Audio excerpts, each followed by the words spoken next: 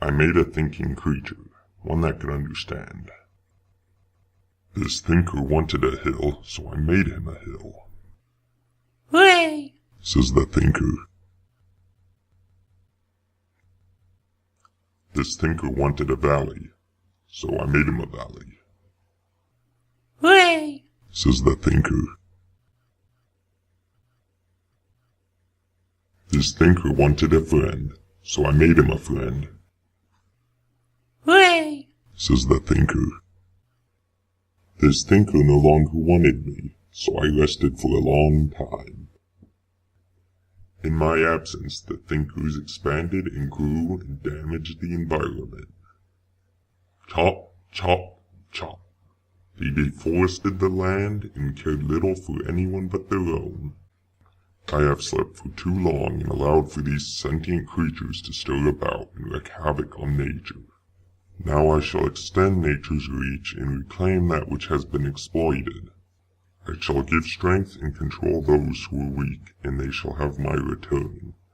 I shall take apart what was made by these sentients. This is only the beginning. Hello, I am Mason.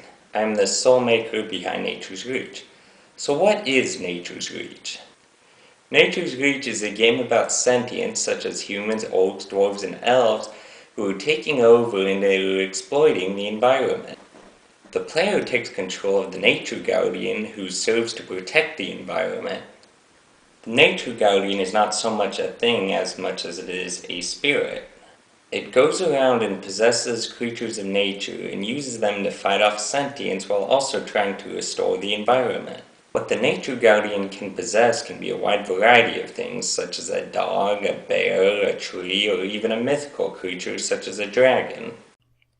In Nature's Reach, there are two primary gameplay modes. The first mode is the third-person overhead mode, which is the 3D game where the player controls a creature such as the bear in the trailer, and interacts with the sentients through violence or peace, the decision ultimately up to the player.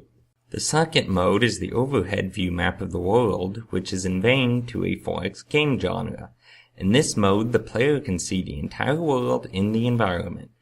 There are decisions to be made, such as expansion of the bases and deciding where to act to prevent the sentients from doing further damage. Other decisions are acquiring new creatures to use in recovery of the land. You may be wondering how it is possible to have millions of voxels interacting in real time. The answer is OpenCL, not to be confused with OpenGL.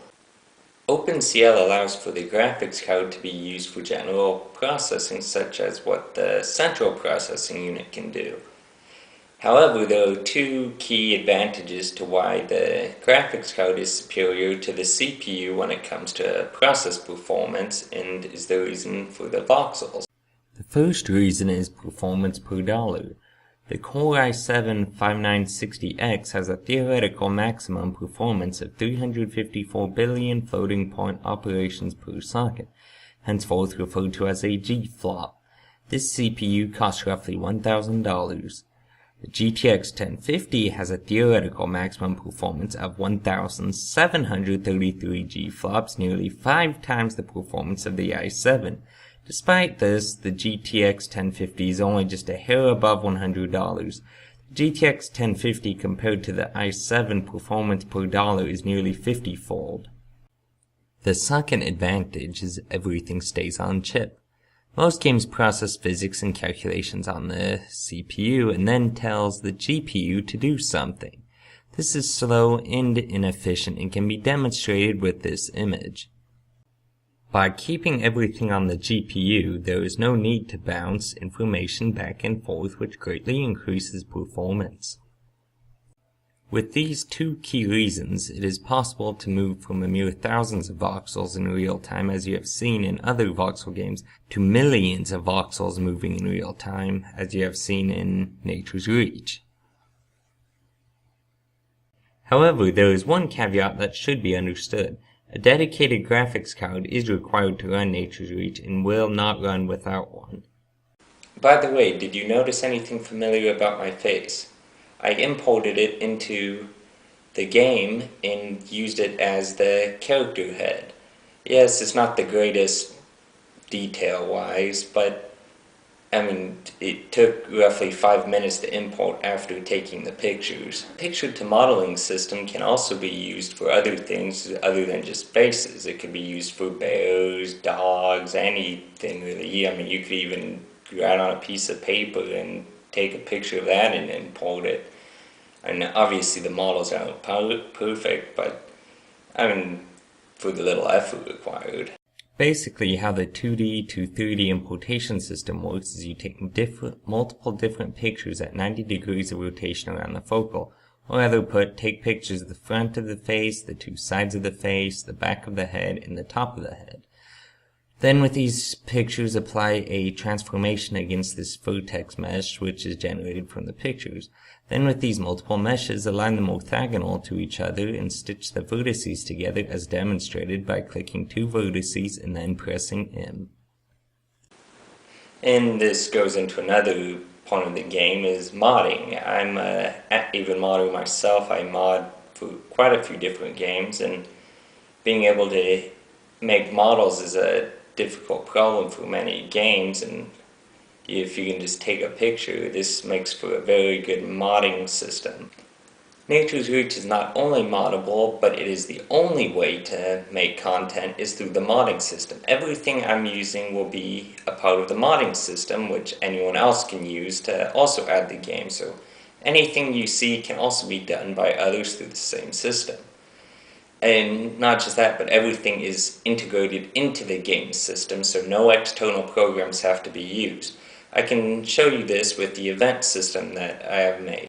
So first click the Creator button, then the Event system, and here we have a list of all your events and primitives. So let's just take, for instance, leg movement. Here we have, you go to spawn thread, which is where it starts executing, then you follow the lines, and it first hits a pause, then it goes to leg new, which is moving a leg. So basically it's just going left leg, right leg, and you can click on the things and move them around to modify it. So now to the actual leg logic. It may seem complicated, but basically you're just moving each of the limbs, so you have your thigh, calf, and foot. You can select your object, your type there, and you can select the vector direction. And so then you have a drag function, which makes it so so as the leg moves, it displaces the character, and then it needs to set the leg back to its original position, disable drag.